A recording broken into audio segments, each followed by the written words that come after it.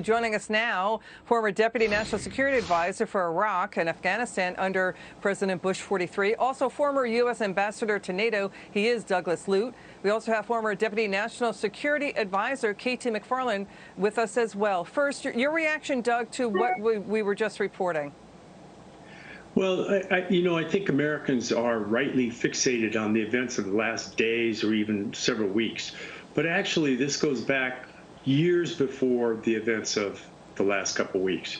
The Taliban have slowly been gaining momentum for years now. I assumed, as someone who watches Afghanistan closely, that this would take a long time before they could come to power as they've done. I refer to it as a long, slow-burning fuse. Well, it turns out the fuse accelerated at several points recently and led to the implosion of the Afghan state. So things did turn out much faster, did turn bad much faster than we anticipated. You know, to what Douglas is saying, KT, the White House was warned repeatedly by the State Department and the U.S. Embassy in Afghanistan that this is going to collapse more rapidly than what they're being told. Your reaction to the report that Biden kept Congress and the public in the dark by waiving a federal statute that would have forced the Pentagon to brief and disclose to Congress the risks of terrorism in a pullout, and that basically the president decided not to brief Congress about that to minimize national security risks, but Congress did not have the ability to do oversight. It could have prevented the debacle we're now seeing. What do you say to this report?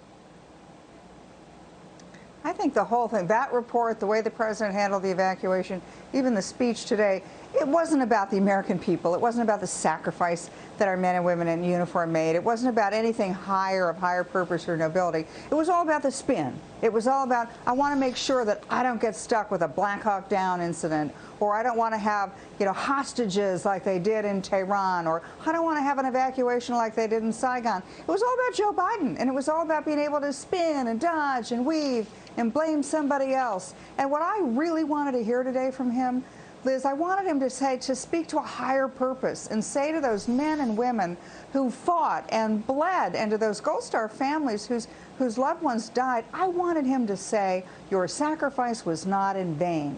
We didn't build a modern Afghanistan. We didn't create a brilliant modern democracy. But your sacrifice was not in vain. Instead, it was so petty. It was the Washington swamp all over again. It was all about him and his decisions and blame somebody else. So I think that what he said today really was emblematic of the 20 years of the effort in Afghanistan. It's all about dodging, spinning, weaving, reputations, popularity, and nothing about the American people. You know, the foggy bottom, Doug, as KT is pointing out, is getting even foggier under this administration. That's what media critics are saying. The president has been around since the Nixon administration and the debacle of the Vietnam pullout. Why didn't he do better? Why didn't he know? He's been there for decades. Pentagon indicated it's more than just the low hundreds stranded. We're talking hundreds and hundreds of Americans stranded. They're phone calling into Congress. People are sick of it. There's a lot of heartbreak here. We've never seen Americans stranded behind terror lines before, and we've got the Pentagon spokesman saying Americans get stranded in other countries all the time. Not behind terror lines like this. There's justified outrage in the American people. They're done. What do you say, Doug? Well, look, I don't think this broke overnight. And it didn't break only under the Biden administration. It's broken for some period of time. It was 18 months ago that the previous administration signed an agreement with the Taliban specifying May 1st of this year as the full withdrawal date. So what happened to those Americans during that period? Why weren't they evacuated? But Doug, I've got to interrupt. Doug, with respect, I hear what you're saying, but so many mistakes were made. Surrendering Bagram Air Base, surrendering billions of dollars worth of military hardware, UK, NATO saying you telegraphed ahead of time an artificial pullout date. That's a recipe for chaos. People don't want to hear the word salads anymore. They see the mistakes and they hear it loud and clear, Doug. Look, I don't think you and I are going to agree on this, all right? I'm just offering that there's another perspective that's worth paying attention to and worth considering. Aside from the Americans that we're rightly focused on, right? There are tens of thousands of Afghan citizens who worked alongside of us over this 20-year project. Many of them have left behind, too. the program which would have brought them safely and deliberately to the United States has underperformed for years. So my point mainly tonight is simply that while we're fixated on the last days and even a couple weeks, this problem actually goes back over several administrations. Yeah, we know, Doug, we know that. I'm sorry, forgive me. I'm with respect, we know that. And it's a war. It's more than a project, Doug. I mean, you know, KT, Reuters was reporting the president warned the former leader of Afghanistan that the fight with the Taliban is failing. He told him that, and that you need to change the perception around the world. You need to change the picture, KT. And Doug, I think, would agree with this, too, that there's this push for optics, right? That we've been at this for 20 years. It's just that the American people saying, why didn't we do better? Why did we lose 13 troops in a bombing last week? Why are we stranding Americans behind enemy lines?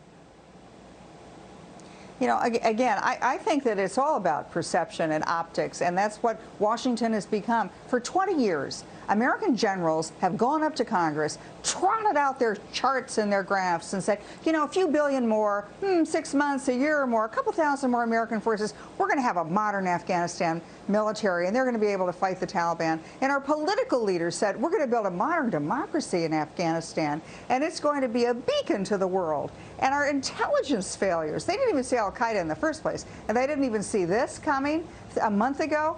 Look, they've all failed, and I wish President Biden had manned up to that and said something to the American people. The swamp has gotten it wrong for 20 years. And what's happened to those generals? They're all defense contractors. They're all lobbyists. What's happened to all of those politicians that lied to us? Well, they're honored members of boards of directors of major corporations. I just think the whole thing smells and stinks of the Washington swamp. It's the perfect epitome of what's wrong with Washington and the country today. So he tells the leader of Afghanistan you need to change the picture. The optics are bad. That's what Reuters is saying before it collapsed, Doug and KT.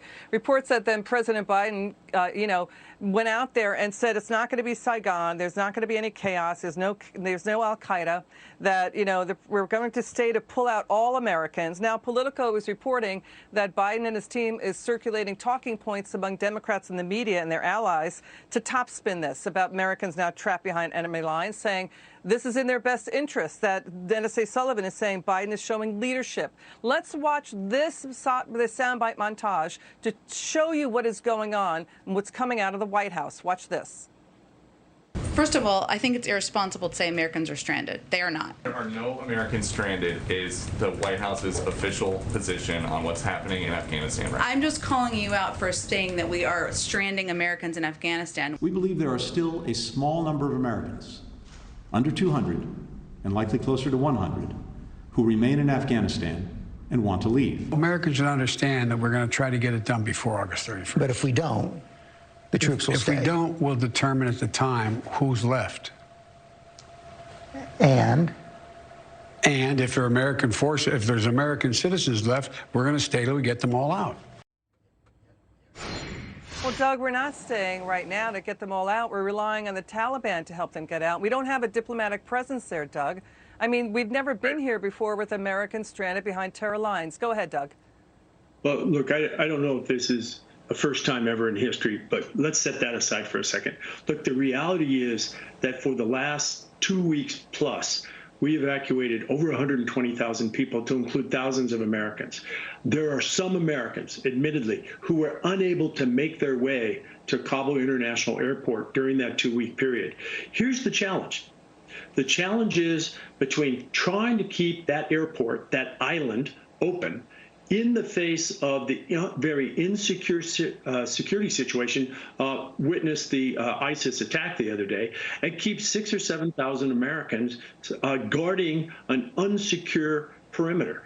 So, yes, we've withdrawn the last American troops, but and yes, there are some Americans that are going to have to find a different way out. I believe that the Biden administration That's dangerous. will What's the way out? Pakistan or run to Iran? All right. We're so sorry. We're coming up against a hard break. KT McFarland, Douglas Lute, thank you so much for joining us.